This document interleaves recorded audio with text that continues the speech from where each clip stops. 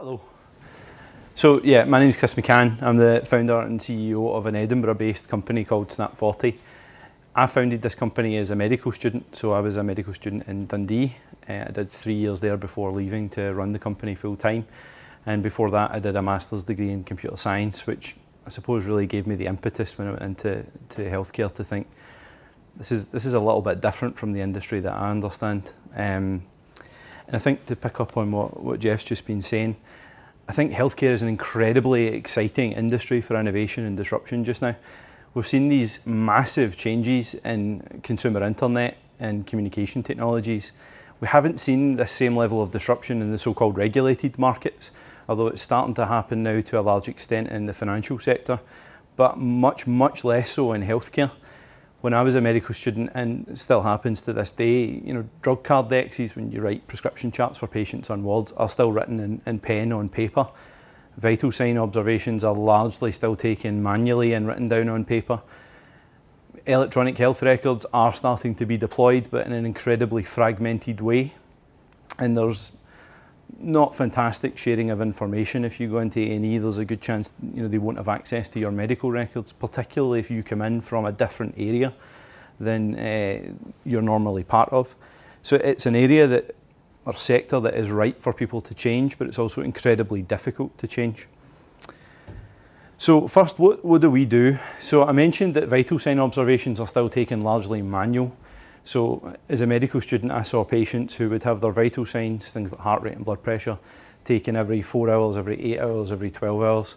And the nursing staff would diligently write that down on a piece of paper.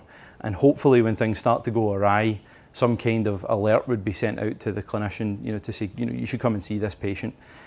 In reality, it was taken so intermittently that what would quite often happen is the patient wouldn't be seen until they were already quite far down the road towards deteriorating. And I thought this was kind of crazy. Why, in this day and age, was it not automated? Why were we not able to send out these alerts automatically? Why was it reliant on nursing staff to go and take them manually? And that's exactly what we do. So we use our own wearable device. It's worn on the upper arm. We monitor patients across 7 different vital signs. We transmit that data off, and then we do data analysis to say which patient in which bed is the one that the clinician, the nurse, the member of healthcare staff needs to go and see. So this is the 4th iteration. That's why this is a CGI render of our device. This is the 4th iteration of our wearable device. So we monitor O2 sats, so how well oxygenated are you? How much or how fast do you breathe per minute? How much do you sweat? What temperature are you? How much are you moving? What are your activity levels? What's your heart rate? And also we look for relative change in blood pressure, which is one of our key innovations. This device transmits over Wi-Fi. It comes back to our cloud-based software infrastructure. We don't put anything, almost nothing, into the hospital environment. All of our processing is done away from the hospital. And we then send out early warning alerts. I think it's interesting. I don't really see us as a wearables business. I don't think wearables solve the problem in healthcare. The wearable is a part of a solution. It's not the solution. A lot of our competitors focus on vital signs monitoring. Vital signs monitoring on its own is not actually that interesting. There are 24 patients on any average ward. If you take 24 patients and you continuously monitor their vital signs, the amount of data you will generate is more than any individual clinician or nurse could ever consume and interpret. So really, for us, in our view, the wearable is about getting us data that we need to then do some level of contextualization and analysis to say, this is who you need to be worried about. And that's what we see as our business. We are an enterprise SaaS business. We're not a hardware business. We are not really in the business of making electronics. That's just an enabler for our business and our value to actually work. So I thought what I'd try and do was talk through some of the things that I've learned that I guess I would have liked to know when I started doing this. I'm really not my intention to talk at people, so if anyone wants to jump in and interrupt me, please do so. I'll come on to the electronics because I think the electronics is probably the biggest part of this talk and it's one of the hardest areas. But the first thing I wanted to talk about was building a team. as an early stage company, so we're 5 people. We're based on Hill Street, which is just next to George Street. We've got a team that's split roughly 60% technical, 40% commercial. We then use subcontractors who add about another 10 people to our team, and they're really arm's length, or they're really an extension of our team rather than arm's length partners to us. But building and managing a team, and I include our subcontractors in this, is probably the hardest and most important job that I have. We've got an incredibly complex product. We have quite a large scale software infrastructure. We have a device that is quite complex in how it works. We have a market that is difficult to sell into. This is not like consumer businesses where it's really easy for someone to just sign up and start using your product. It's a lot more complicated than that. And we face really, really heavy regulation. So we've got a complicated business, and to do that, we need world-class people to actually get us there. So really my one and only job is building the team who actually run the business. So we have Stuart. Stuart's our data science lead. Stuart's a PhD from Glasgow University in machine learning. We've got Tom, who's ex-Goldman Sachs. We've got David, who took a company's, he headed up their sales and marketing. He took them to 50 markets and sold it for 110 million. And we've got Sally, who was Draeger Medical UK's top sales rep. So we've tried to round out our team and look for our weaknesses and where do we need more expertise. But the team is the single most important thing that you have. And the biggest lesson I've found is how do you then hold that team accountable? So it's all very well having a team, but you have to then hold that team accountable and have them hold you accountable as well. So we do things like, all of our team are completely free. We don't have things like working hours. We don't have things, we're not interested in that. What we're interested in is what is the objective that we're trying to set right now, and let people who we think are world class at doing that go and do it in the way that they see fit. But when people don't do it, we then try and be open and accountable for why that is. And that goes both ways, so it's on me as well. We've also learned a lesson about hiring people who don't work out. We've had to make difficult decisions in the past when we've brought people in who have inhibited the business's progress rather than contributed to it. And that's made me a lot more cautious about who we hire. So we absolutely do hire at the moment slowly. And when we believe someone doesn't work out, we are very quick to say so, and we think that's best for both parties. But your team is crucial to this, and you need, especially in this business, you need a good team of people around you. It's vital. I think for this talk, the fundraising is actually really quite important. We weren't a university spin out. We didn't come out with any kind of technology. We were a market pool business, if you want to call it that. I saw a problem and wanted to build some product to sort that. My background's not electronics. I had no idea even what a printed circuit board, really was. How would we go about making that? How would we go about designing it? Zero idea whatsoever. Makes it incredibly hard to raise money because an idea is worth nothing at all. It really has zero value. People get really strung up about protecting their idea and not telling people about their ideas, but the ideas are worth zero. Execution of an idea is all that matters. There were 10 different versions of Uber before Uber conquered their market. So really that doesn't matter. But how do you go from having the idea in a difficult market to getting the money to actually build an electronics device, to get the regulatory support you need to actually execute your regulatory strategy and to build the team? And for us, the honest answer here is about borrowing and stealing money from just about anyone we possibly can, from friends, from family. We've now had investment from some of our subcontractors who believe so much in what we're doing. So it's about basically stealing as much money as you possibly can to put together enough money to get to a point where you actually do have value. And we're still not there. I mean, we've now raised probably about £500,000. We've got electronics built, we've validated them on healthy patients, and we start a clinical trial next month. But we're still not at the point where we're able to successfully raise institutional money because it's kind of obvious we haven't proven this on sick patients, which is really what our value proposition is. So why would anyone in their right mind really want to put money into something that hasn't yet really shown it can deliver the value that the business is based on?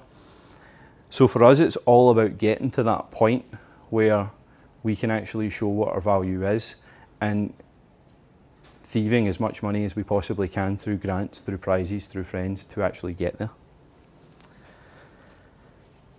So electronics.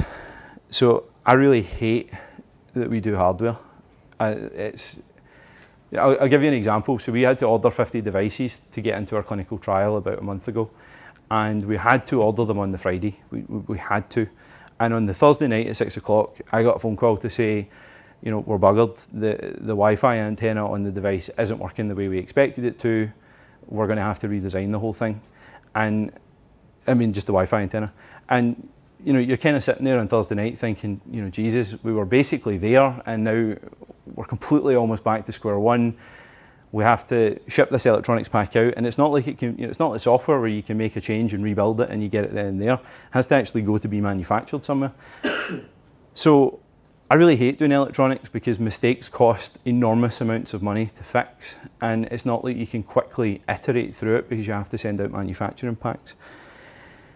It's also an area where we didn't have expertise, so we've outsourced the development of our electronics. We do all our software in-house, which is really our novel IP, but we outsource our electronics to some really fantastic electronic subcontractors. We chose small subcontractors who, they don't have a huge overhead. They are literally 3 or 4 electronics engineers in a shed, if you want to put it that way. And that makes them kind of part of our team, and we all work to a shared common goal. But I think the biggest thing I would say about the electronics is have a very, very, very clear spec of what you want. Coming from a software background, I was quite slapdash. So in software, the whole kind of lean model is you just kind of build it as quickly as you can and get it out there and see what happens. You can't really do that in electronics because, invariably, as has happened to us, you end up with a mistake and that's costly and you need to fix it. So you need to be incredibly clear on your requirements up front and not mess that up. You really need good partners who are going to work with you through it, and you need to have more money than you think you will need. I think at the start we had assumed we would go through 2 iterations. We went through 4. We'll need to do a 5th before we get to market. So everything takes, see if there was any lesson I would ever give anyone is that everything takes longer than you ever think it will and will cost you double what you think it will cost. So you need to have a clear and realistic timeline of how long it's going to take to build those electronics. The other big challenge we've had that's not on here is regulation. So this is what makes healthcare a really difficult market to get into. Companies like Withings and Fitbit and the Apple Watch, and there's a plethora of so-called mHealth devices, which in reality are consumer wellness devices. Fitbit are facing a class action lawsuit just now because of their inaccuracy in heart rate reporting. What these devices and companies have done is effectively strayed the boundary with the FDA, which is the US regulator, and to avoid being regulated, don't offer what is considered medical advice. We wanted to do the opposite. We see ourselves as a medical company. We are a medical device, and we are regulated as such, and we embrace that. But it is incredibly challenging. The level of documentation that is imposed upon us, the level of trial and testing that is imposed upon us is huge. And as it should be, this is about patient care. It shouldn't be slapdash, but it's getting harder and harder, and the bar gets higher and higher. And this makes it incredibly difficult for early stage health tech companies. There really aren't that many early stage health tech startups, very small, who haven't come out of a university in the UK, and this is one of the reasons why the barrier is just so high. And the advice I always have for people here is get a really good regulatory advisor, someone who has done this before, someone who understands the UK-US markets, but also someone who understands the unique perspective of a startup. If you go out and you get a corporate type regulatory advisor who has only worked in, say, big pharma before, they will come in and impose on you a standard that is how they have worked in pharma, but pharma has got way more money than you ever have. So you need to look at how you can get through regulatory clearance and still work as a startup and within the budget that you have. The other thing I would say is engage early with the regulators. So we are engaging right now with the FDA and have already engaged with the UK or EU, used to be EU regulators. So engage early and get their advice. I think one of the biggest things I would take away from what I've learned is people are always willing to help. I've met people before who think that in healthcare, health services don't want to buy from small companies, and in our experience, we find health services incredibly friendly to us. We find regulators incredibly friendly to us and incredibly willing to help. And actually we found it as a bonus that we're small, that people want to get involved and want to help because of your size. Marketing and sales. So I'm a big believer that this is important early. I think the technology for us is key and that's our focus at the moment, but someone ultimately needs to buy this and there's no business until someone actually gives you a check for this. We have our first customer already, so we are lucky enough to count NHS England as one of our customers, our first customer. They are part paying for our clinical trial next month. But everything you do should be about commercial validation and understanding what your value proposition is. And this is where it becomes, as Jeff's spoken about, really tricky in the healthcare market, because the money flows is actually really quite complicated. You spoke about almost people gaming the system, if you want to call it that. What we're seeing now is that Obama and so-called Obamacare, what it's really done is try to shift towards value-based arrangements. So instead of healthcare providers being paid for, you came in and you stayed 7 days in hospital and you had a nurse for 7 days and a surgeon for 7 days. What we're going to do is we're going to pay you a single payment and you'll take care of that patient. And if it costs you more than that, too bad. If it costs you less than that, well, you can get a share of the savings. For the first time ever, that really means the insurance and financial risk has shifted from the insurer onto the healthcare provider. But that creates an incredibly interesting value argument for us, because what we're about is preventing patient deterioration and saying, can we shorten length of stay as a result of that, which then allows the provider to reduce their cost base and potentially get a share of those savings. If we can also get a patient out of the bed earlier, it means the healthcare provider can get another patient in and suddenly they've increased their revenue. And the really interesting thing is that this is already the way it operates in the UK. So the NHS trusts are already paid a bundled payment by the clinical commissioning groups in England. But you really have to understand that, because it means if you approach a CCG and say, I want to sell you this product, the CCG doesn't really care because they pay a bundled payment for whenever a patient is admitted. From a financial standpoint, they don't necessarily care if that patient stays in for 5 days or 100 days. It doesn't matter to their cost base. It really does matter to the NHS Trust's cost base. So you start to understand who the customer is and what their financial incentive to buy is. And I think this has been one of the biggest things for me to get my head around, and it's really not easy in this market because there are, it's not like you're selling B2B where there's one payer. There is multiple interested parties who can influence this, and you have to get to them all. And even once you're in the healthcare, the individual NHS trust, it's not just, there's not necessarily one person who says, I'm going to agree to buy this. It's about getting the clinician support, the nursing support, the support of the e-health department, support of the procurement department, support of the medical physics department. You need to have a very wide view as to how many people will be impacted by your product, and how do we get to every single one of them and make every single one of those people be part of this and effectively want to bring the product in. And I'll leave you with my last point, which is, given the complexities of a healthcare business, the difficult market you're selling into, which has become even more difficult by the decision we took a couple of weeks ago, you really have to focus. Building electronics is hard, building software is hard, getting regulatory clearance is hard, and then getting someone to buy it is hard. So you have to focus in on the most narrow product that offers value you can and focus on nothing more than that.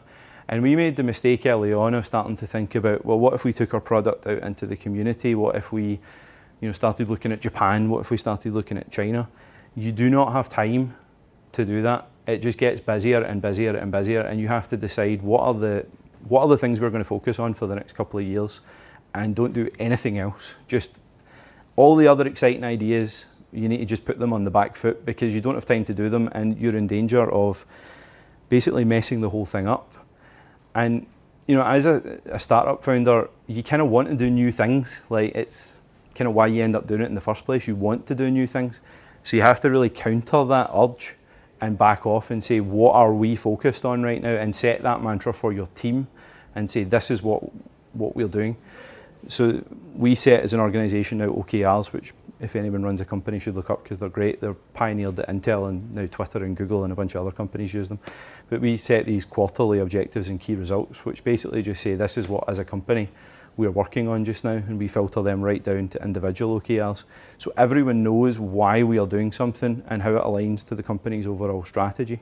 And it isn't big and burdensome and bureaucratic. It just really helps you focus and understand why you're doing what you're doing. Yeah, I think I might have run over time. So, thank you.